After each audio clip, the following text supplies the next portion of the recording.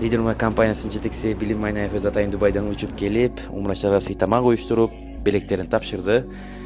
Лидер Умра компаниясы менен келген умрачыларыбызга Медина жана Мекке шаарында ушундай сый тамактар уюштурулат.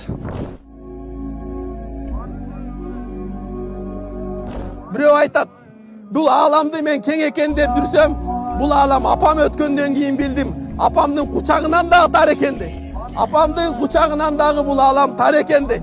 Мына сиздерге бизнесмендин бир окуясы, ушундай акчасы бар, бардыгы бар, бүттүгү бар. Умрага келет. Умрага келгенден кийин ушулдан кийин 2-3 күндөн бери бир бурчта ыйлап жатат. Сабакка дагы келбейт, башка жакка да келбейт, нар жакка да зияратка дагы чыкпайт. Келсеңчи, эмне болду сага?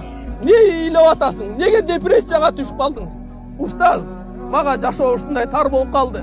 Жашоо ушундай кыйын болуп калды. Айттың кечирек түшүнүп калыптырым. Апамдын ыраазычылыгын албай калыптырым. Апам дейт, мен бул аалам кең экен деп жүрсөм, бул аалам апамдын кучагынан тар экен.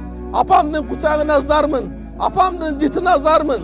Апамды нааразы кылып койгон элем. Апам менден алтын күтпөйт эле. Апам менден акча күтпөйт эле. Автобустан карап турат эле, ушу качан балам мени зияратка келип карап кетет.